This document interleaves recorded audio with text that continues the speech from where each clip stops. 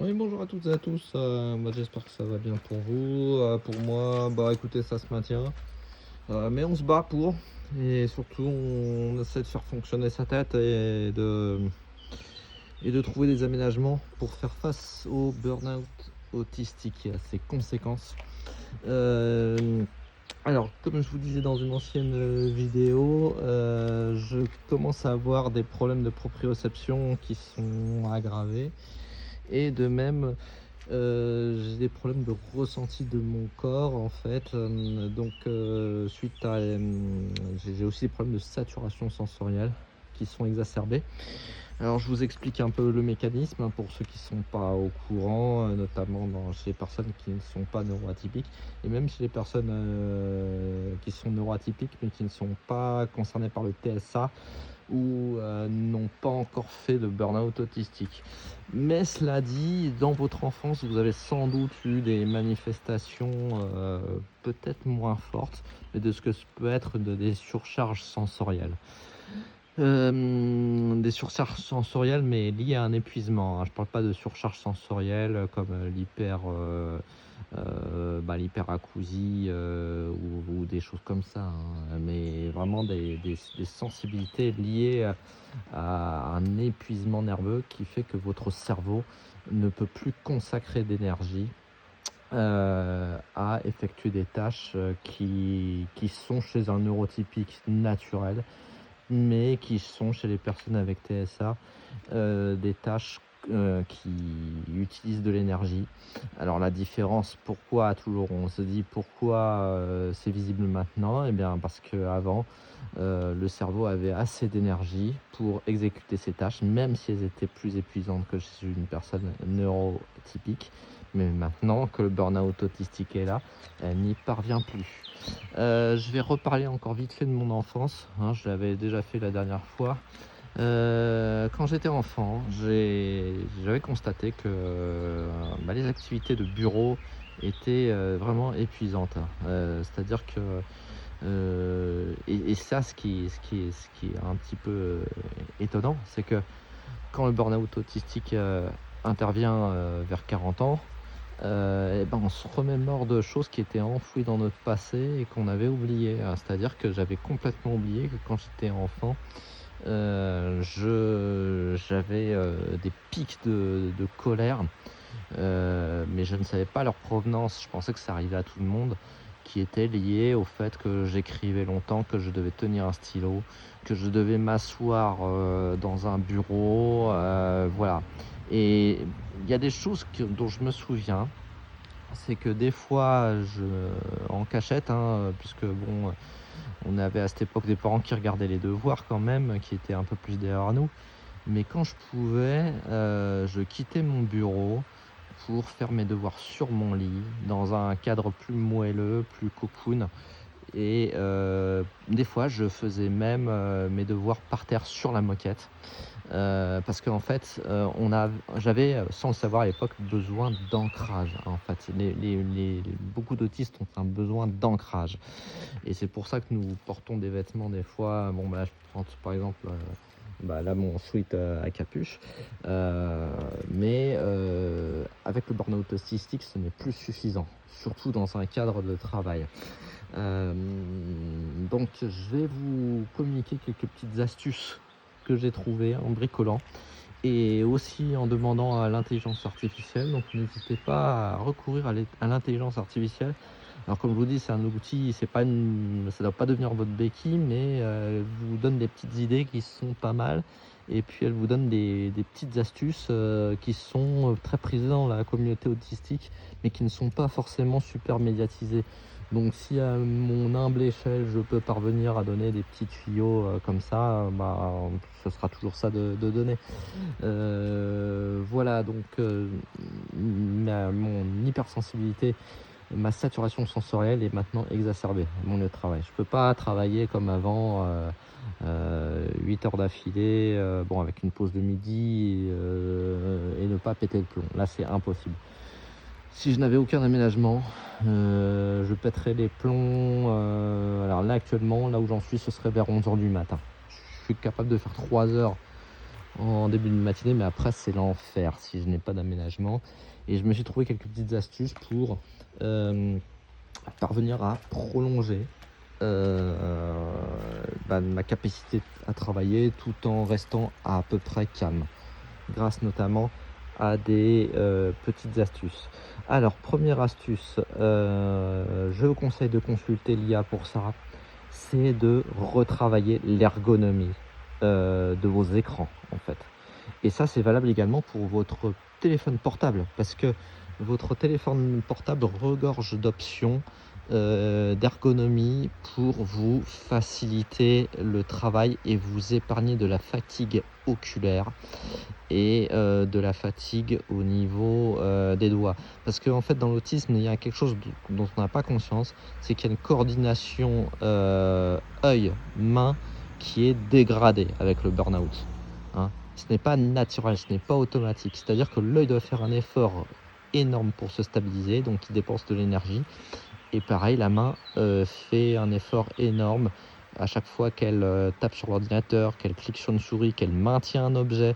Pour moi, ça irradie dans tout le bras, ça fait un phénomène d'électricité et ça me fait littéralement péter un câble. Donc pour pallier à ces problèmes, n'hésitez pas. Sur le téléphone portable, vous avez autant pour iOS que pour Android des petites solutions, notamment au niveau du zoom. Alors ça vous fait justement le zoom. Alors effectivement, ça vous demandera peut-être un petit temps d'adaptation, mais je vous conseille de l'augmenter parce que ça fait moins d'informations à l'écran, ça fait des caractères plus gros et du coup ça fait beaucoup moins d'informations à traiter. Et n'hésitez pas à mettre les caractères en gras pour le smartphone. Vous avez aussi, alors moi j'ai une hypersensibilité à tout ce qui est pointu. Je déteste les curseurs pointus de souris et le travail de précision parce que justement, une des choses qui est complètement dégradée avec le burn-out autistique, c'est tout ce qui est précision. La motricité fine, voilà, c'est ce qu'on appelle la motricité fine. Et justement, pointer continuellement avec un doigt dans un petit endroit, dans une zone rétrécie, et ça nous fait péter un câble plus rapidement. Donc en plus du zoom, j'ai également justement modifié la police des caractères pour qu'elle soit moins anguleuse, qu'elle soit plus arrondie. Ça, c'est tout à fait possible sur un smartphone. Vous pouvez le faire. Vous pouvez même arrondir vos icônes. Vous pouvez faire tout un tas de choses. Et je vous conseille justement, selon le modèle de téléphone que vous avez, de demander à l'intelligence artificielle ce qu'elle peut vous proposer. Mais elle vous proposera des choses. Maintenant, sur l'environnement de travail, je dirais que c'est presque le plus important. Il y a également tout un tas de solutions que vous pouvez demander à l'intelligence artificielle pour vous économiser. Déjà, d'une part, il y a effectivement encore une fois l'idée de zoom. Donc vous augmentez les caractères à l'écran, vous pouvez mettre l'écriture en gras. Et me concernant, alors là, ce qui m'énervait vraiment au plus haut point, c'est effectivement, comme je le disais, c'est la souris. La souris, alors là, j'ai réussi à avoir une souris verticale. C'est pas encore ça, mais c'est toujours mieux que la souris plate. Et deuxièmement, au niveau des paramétrages sur votre ordinateur, vous avez tout un tas de petits trucs pour la souris. Vous pouvez modifier le curseur, vous pouvez mettre, moi j'ai mis une main, et en fait la main, en fait, vous pouvez mettre une grosse main en fait qui remplace la petite flèche de la souris. Vous avez accès à tout un tas de curseurs différents, dont certains seront beaucoup moins agressifs que la petite flèche. Voilà. Deuxièmement, vous avez des possibilités de mettre un pointage automatique du curseur, notamment quand il s'agit de valider des choses. Ça vous fait de la fatigue en moins. Vous avez possibilité de mettre en surlignance la zone dans laquelle vous allez cliquer afin d'éviter les erreurs. Et avec le zoom, en fait, je parviens à peu près à me calmer beaucoup plus par rapport à l'ergonomie de l'ordinateur d'avant. Maintenant, quand je vous disais la souris verticale, c'est mieux, mais dans mon état actuel, c'est pas encore la panacée.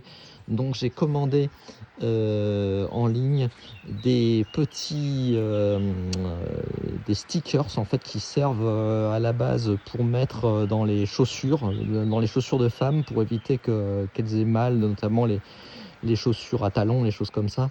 Et ce sont des autocollants avec du gel de l'autre côté.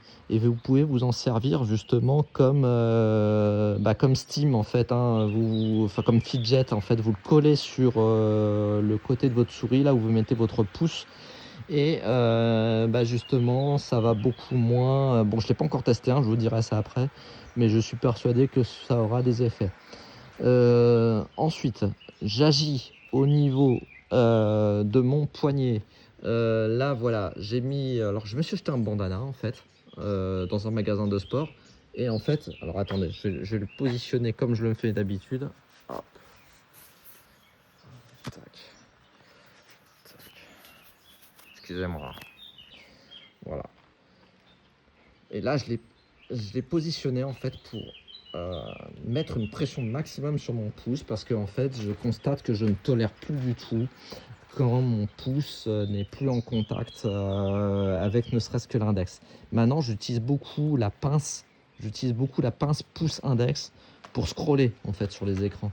Et en fait, c'est un phénomène tout à fait normal quand il se produit un burn-out parce que en fait, chacun de vos doigts est un récepteur sensoriel.